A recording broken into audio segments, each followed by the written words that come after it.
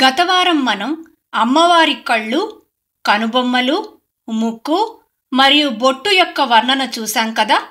ఇక ఈ వారం అమ్మవారి ముక్కెర, చెవి ఆభరణాలు మరియు చెక్కిళ్ళ యొక్క వర్ణన చూద్దాం.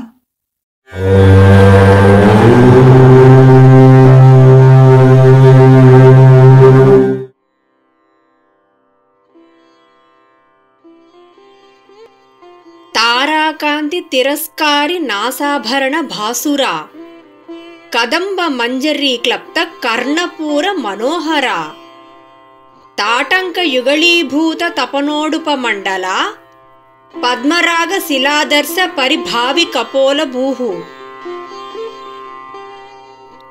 శ్రీ లలితా సహస్రనామంలోని 20వ నామమైన తారాకాంతి తిరస్కారి నాసాభరణ భాసురా అంటే ఏమిటో ఇప్పుడు చూద్దాం. అమ్మవారి నాసాభరణం నక్షత్రాల యొక్క కాంతిని తలదన్నేలా మెరిపిస్తోందని అర్థం. తార అనే నామం కుజ నక్షత్రాన్ని, శుక్ర నక్షత్రాన్ని సూచిస్తుంది. రత్నశాస్త్రం ప్రకారం కుజ నక్షత్రం ఎరుపు రంగులోనూ, శుక్ర నక్షత్రం తెలుపు రంగులోనూ ఉంటాయి. అమ్మవారి ముక్కెరలు ఎర్రని కెంపులతోనూ తెల్లని ముత్యాలతోనూ చేయబడ్డాయి. శంకర భగవత్పాదుల వారు సౌందర్య లహరిలో అమ్మవారి ముక్కు అంతర్భాగంలో ముత్యాలు ఉన్నాయని వర్ణిస్తారు.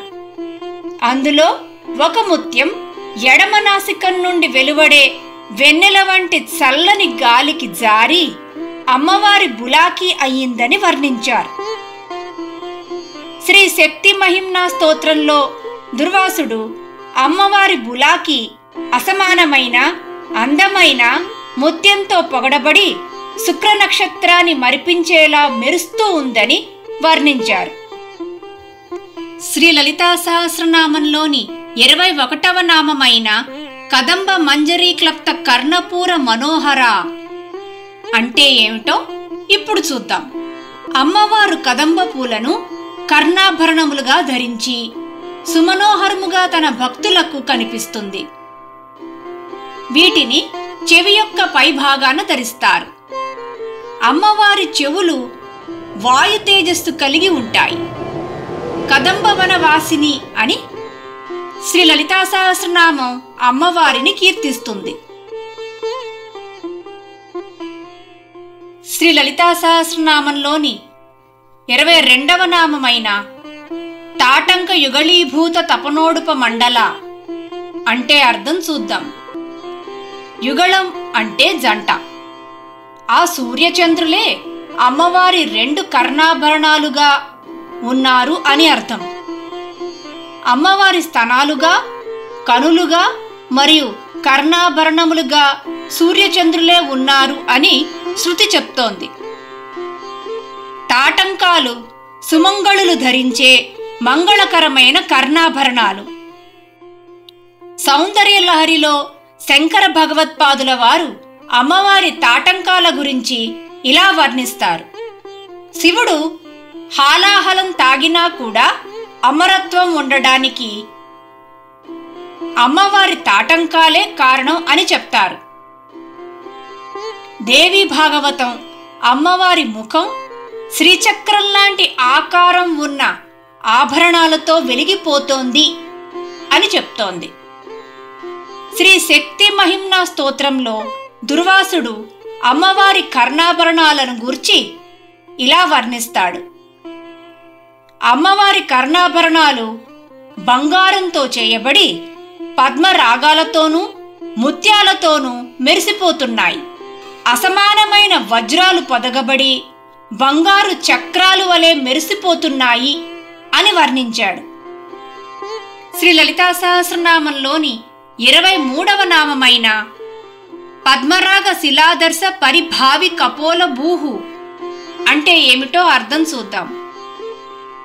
పద్మరాగ శిలలు అను దర్పణాలను మించి నునుపైన ప్రకాశవంతమైన చెక్కిళ్ళు కలది అని అమ్మవారి చెక్కిళ్లను వర్ణించారు. పద్మరాగాలు స్వచ్ఛమైనవి, నునుపైనవి మరియు ప్రకాశవంతమైన మణులు.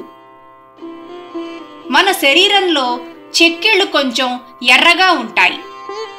అమ్మవారు నిత్య యవ్వన మంగళ షోడశి అని ఇదివరకే చెప్పుకున్నాం కదా. నిత్య యవ్వనవతి కాబట్టి ఆమె చెక్కిళ్ళు పద్మరాగ శిలలు కంటే ఎక్కువ ఎర్రగాను నున్నగాను ఉంటాయిట. సౌందర్య లహరిలో శంకర భగవత్పాదుల వారు అమ్మవారిని ఇలా స్తుతిస్తున్నారు.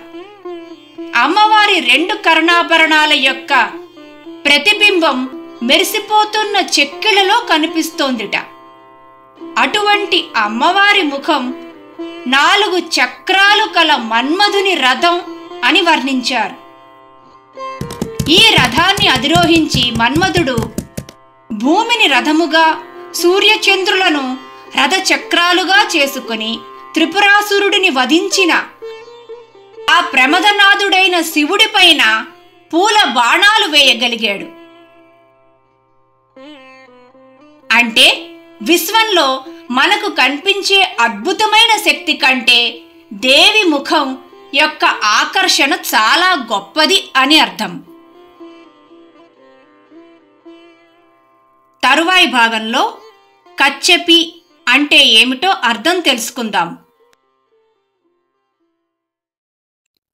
చూశారు కదండి ఈరోజు వీడియో. ఈ వీడియో మీద మీ అభిప్రాయాన్ని కామెంట్ల రూపంలో తెలియజేయండి. మీకు ఈ వీడియో నచ్చినట్లయితే లైక్ చేయండి.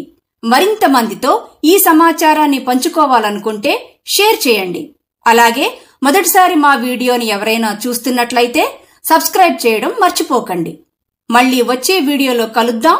అంతవరకు మీ వద్ద సెలవు తీసుకుంటోంది మీ మానస.